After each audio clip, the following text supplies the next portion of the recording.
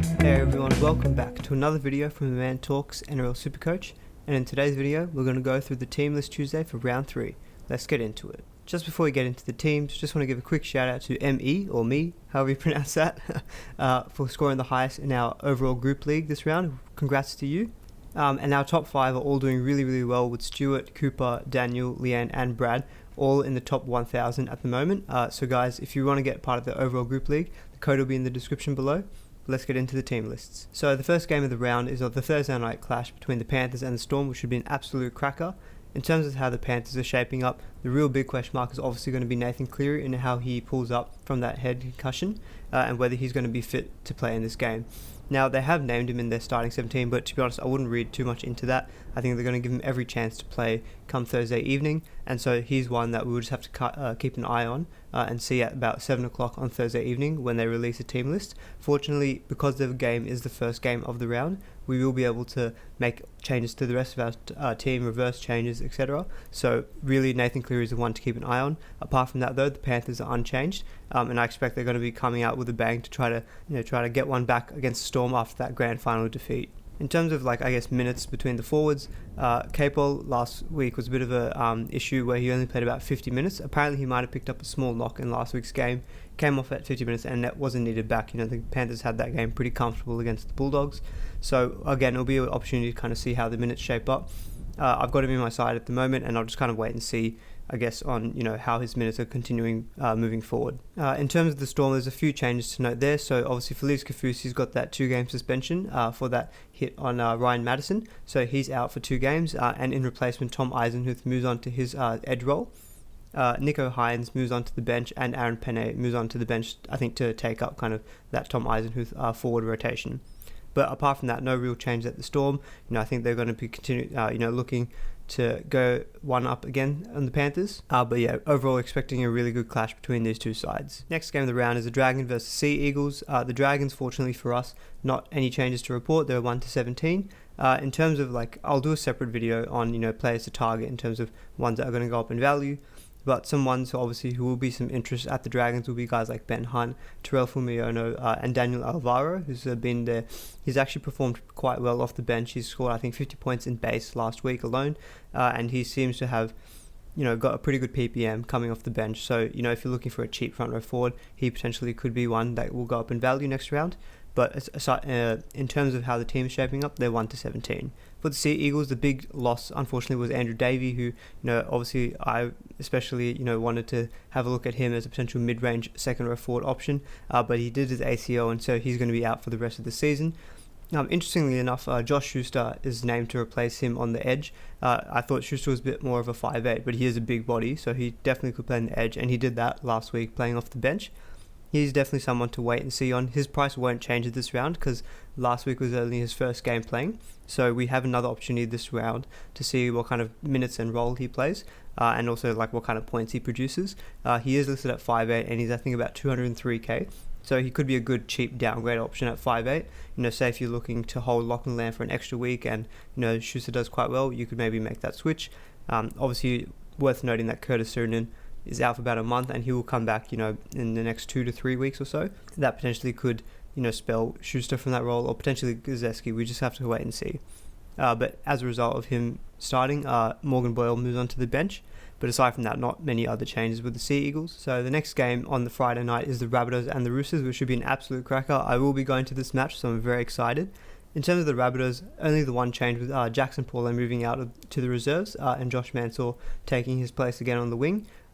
Jackson Paulo obviously I think had a bit of concussion issues leading up to last week's game, and then he had a very similar concussion in the actual game itself. So it makes sense that he's moved out and Mansour has moved back into the starting team. The Rabbitohs are going to be very interesting to see how they perform overall in this game. Obviously the last matchup was a 60-8 thumping for the Rabbitohs. So we'll see. I don't know. We'll see if that happens again. In terms of players of interest, obviously I think Damien Cook showed his pedigree last game in that wet weather game. It really suited him, and he scored that 100+ game. Latrell, Cody Walker, obviously I would expect to still do pretty well, and Latrell always I think will have a bit more of a fire in the belly when you come up against your old team. Cam Murray has been ticking along decently enough, and Jai Arrow has got a lot of interest coming off the bench. as a kind of like a potential value, in that 400k mark, second row forward. With the Roosters, a few changes to note here. So Angus Crichton returns from his 1-game suspension, which is good to see. And Victor Radley also makes his return to the 17, starting from the bench. I expect Radley will kind of be eased back into the side. Obviously, I expect him to kind of maybe not play as many minutes as you would see in the next few weeks. Obviously the Roosters are very conservative with how they bring back guys from injury and how they manage injuries.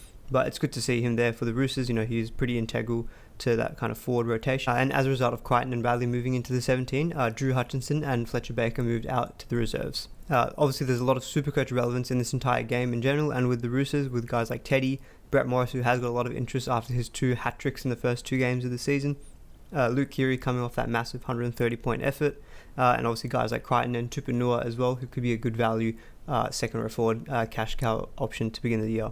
Next up, we've got the Raiders and the Warriors. The only change for the Raiders is that Jared Croker has returned to the green machine, which is a really good sign for them. And unfortunately, Sebastian Kris, as a result, has to move out to the reserves. I actually think he's been playing quite well in the first 2 games of the round. It's just probably unfortunate for him that position was just kind of a placeholder for Jared Croker. So he's moved in, and I expect will take the goal kicking off George Williams, who has been ticking along quite well, I think, for the first 2 games of the year. I think he got about a 90 and a 60 something. So if you went with him as a backup half, that was a pretty good option to begin the season.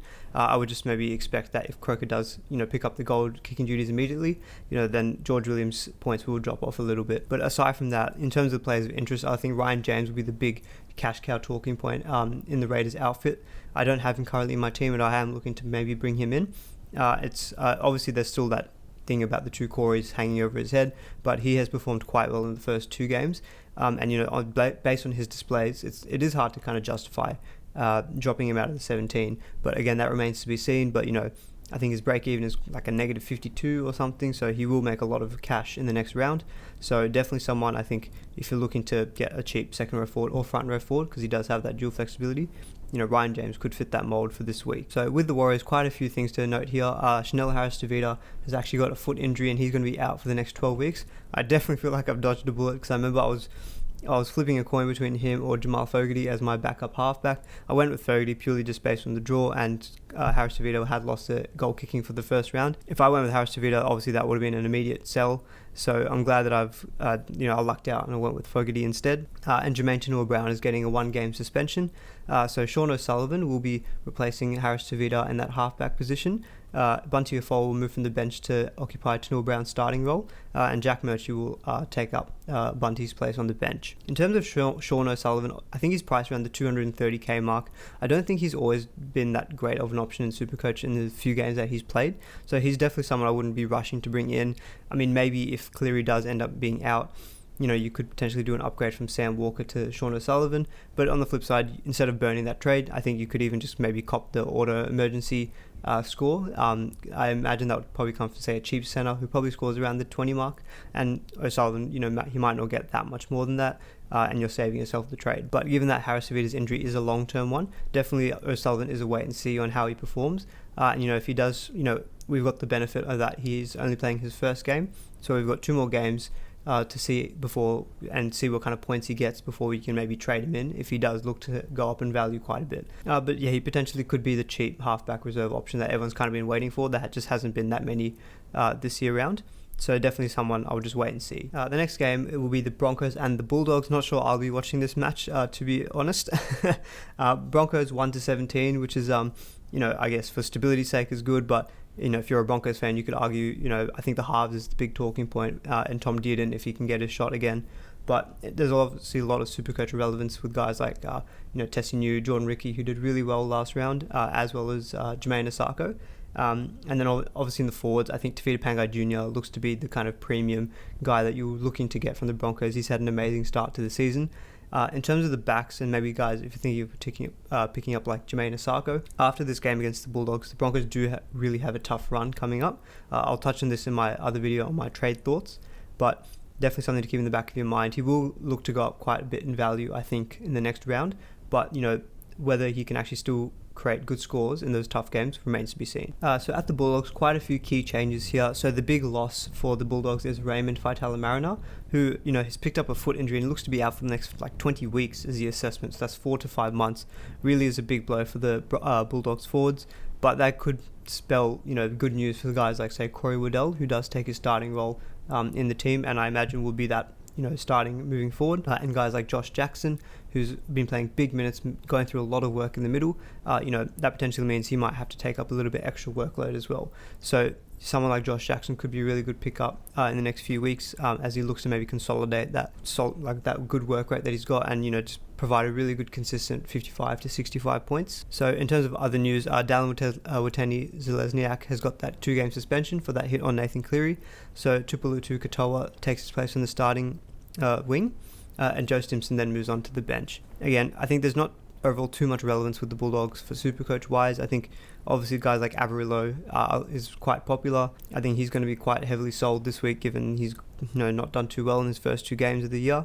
But guys like, I think the forwards is probably where I'd be looking at the Bulldogs, with guys like Josh Jackson, potentially Waddell, given now he looks to have maybe nailed a starting role for the next 4 or 5 months. But aside from that, I don't think there's too many relevant players at the Bulldogs. So the next game of the round is the Eels versus the Sharks. Obviously the big loss for the Eels is Ryan Madison. He's not named this week due to that concussion, and it remains to be seen on when he might come back into the team. I think with his previous concussions last season, it took 3 weeks for him to recover.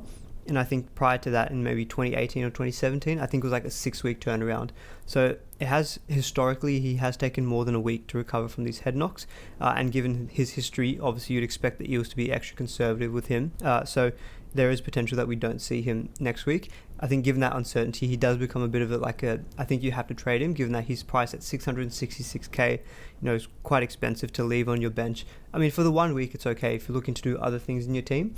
But I think he could come back next week. But I think if you're looking to create money in your side or make some, big changes, you can unlock a lot of money out of trading Madison, which is not ideal. Obviously, he's a gun second row. Ideally, he'd be playing and we can keep him, but that's just what happens. In terms of what that means to the actual starting lineup, Isaiah Papali'i, who has had a very good start to the year, he moves into the starting edge role, and Ray Stones then moves on to that bench spot.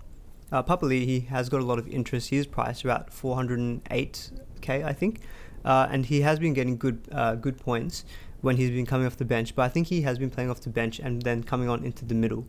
Playing on an edge, it is a little bit different in terms of his work rate. Probably will go down a little bit. Potentially, though, his attacking stats might go up. I still think he's a very good trade, and if you're looking to gain some early cash out of him, with some decent points thrown in there too.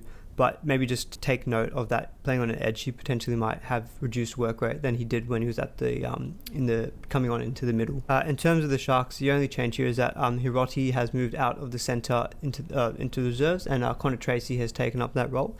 I think they actually made that switch halfway through last game, but I also think Connor Tracy starting is decent in that he is a cheaper a halfback option, but I think he will just be occupying that spot until Jesse Raymond comes back.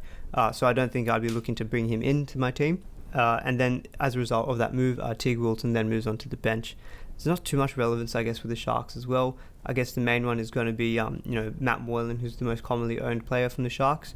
I feel he hasn't really done poorly to begin the season. I think last round obviously was a wet weather game against a tough opponent, so I think he only scored 17 points, but it was pretty easy to explain that low score. He did pretty well in the first game, but I think a lot of people will still probably be trading him, given the other attractive options like Jaden Brayley, who if you've got Connor Watson at your 5'8", you can do that switch. So I think there are just a lot of other areas in their team that people want to be kind of making changes on, and I think Matt Moylan is just going to be a bit of a casualty as a result. He hasn't really done too poorly to begin the season though, so it is harsh, but I completely understand the move to sell this week. So the first game of the Sunday is the Knights versus the Tigers. Not too many changes with the Knights, the key one being that Kurt Mann is back from his injury and he's moved into the starting 5'8" role, and Phoenix Crossland was suspended for 2 games as a result of a crusher tackle anyway, so he drops out of the side altogether. The only thing in terms of the lineup I'd potentially expect before game is that Connor Watson then moves back onto the number 14, as what's happened in the past couple of weeks. But he's been a pretty good option. He scored 61 off the bench last week, so I still think even if he's coming off the bench, he's still a very good cash cow option. I expect almost every team, would own him. If you haven't, though, I think he's a priority trade in this week, given that he's got a very low break even. A lot of interest at the Knights, given that they have performed quite well from SuperCoach and in NRL first couple of weeks, and they do have a good draw moving forward. The obvious candidates will be Jaden Brayley and Barnett. I think the two Bs together going to be the, or three Bs if you count Bradman Best, going to be, very, very popular, I think, on a lot of people's radars. I think Brayley and Barnett 100% will be going into a lot of teams. Barnett has been, with the way that he's goal kicking, it is hard to kind of justify giving it back to Ponga, but that still remains to be seen, and he's got a very low break even, and Brayley looks to be that kind of good balance between providing some early cash as well as creating points as well. In terms of the Tigers, quite a few changes here as well. Not surprising given how poorly they played against the Roosters. Joey Leilua has been dropped out of the side altogether into the reserves, and James Roberts has returned from his injury and retains his place at centre. And Zane Musgrave moves into the starting lineup as well, moving Joe Offengawi to the bench, and Tommy Talau takes Joey Leilua's centre spot. In terms of the SuperCoach relevant players at the Tigers, obviously I think Jacob Little looks set to go up quite a bit in value in the next week, so definitely I think if you don't have him, he's a good player to trade in for like that early cash cow generation. Dane Laurie just looks quite like he looks like potentially a season keeper the way that he's performing, not even just as a purely a cash cow. He looks really electric coming out at fullback. So I think definitely going to be someone, if you don't have 100%, would be prioritising him to trade in, because not only do I think he's going to be a good cash cow, but he looks to be delivering the points as well. Offengawi obviously is a bit of a popular kind of that cheap to mid-range second row forward, front row forward option. I think moving to the bench is not horrible news. I wouldn't be selling him as a result. I think the first game he performed quite well, and then last round, obviously, I just don't think they had much of the ball to do any kind of running out of their own end. The Roosters were running the show. So, and his minutes were slightly down. I still think he's a good hold, and I think I can't quite remember what his break even is, but I think moving him to the bench I wouldn't be too concerned about that. He very easily could go back to that starting role in the next few weeks or so. It could just be a case of the coach wanting to tinker with his forwards, see what kind of output he gets from his different forwards and what kind of rotation he's trying to figure out. So the final game of the round is the Cowboys versus the Titans. The only change for the Cowboys is that Carl Felt has got that 2-game suspension, so Murray Talaugi moves onto his starting wing.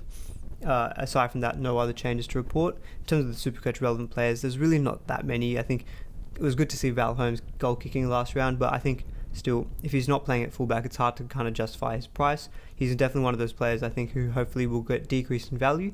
And if there's that switch to fullback later in the season, or if he's become really, really cheap, I think he's a good pickup then, but I wouldn't be forking out the 510k at the moment for him. Ruben Cotter, again, someone to keep an eye on, given that with Tamalolo's injury, he is playing that starting lock role. But I can't remember quite what he's priced at, but yeah, someone definitely just to keep an eye on. In terms of the Tigers, the big news out of this is that Ash Taylor's got a hand injury, and I think it's a few weeks that he's expected to be out for, but not quite sure yet on what that time frame is. And as a result, Tanner Boyd moves on to his starting 5'8" role.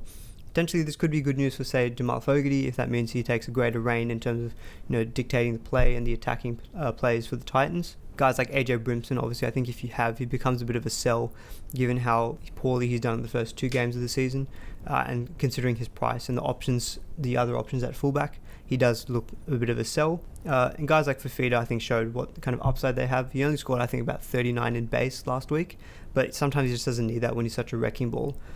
Tino's surprising. I mean, not as a surprise because he hasn't done so well in the last game, but he is being sold quite a bit. I think he's still looking good in real life footy, so I don't think he's a sell priority this week unless you're completely happy with the rest of your team. I think he potentially is one of those players who might tick along with like a 55 to 60 average, maybe the 55. And so you can hold for a few weeks, and if it still looks like he's not kind of breaking out to the gun that we're hoping for, he then becomes a potentially a stepping stone to another gun second row forward option. But unless you're really happy with the rest of your team, I wouldn't be looking to trade out Tino. The Titans do have a good draw coming up, which does work in his favour, given that he does have some attacking potential. Alright guys, well that's the Team List Tuesday for round 3. I wanted to keep this video a little bit shorter. Instead of just going into full detail in the terms of the players, I'll probably be doing that in a separate video later this week. So just wanted to kind of rattle off any changes and injuries, suspensions, that came out of this team list Tuesday. I think the big question mark will obviously be Nathan Cleary, so we'll just have to wait and see on what the final decision is on him on Thursday evening. But guys, if you did like this video, would really appreciate a thumbs up and a like on the video, and do please consider subscribing if you haven't already, as I'll be continuing to put out more content through the 2021 SuperCoach season. Until then, I'll see you guys in the next video.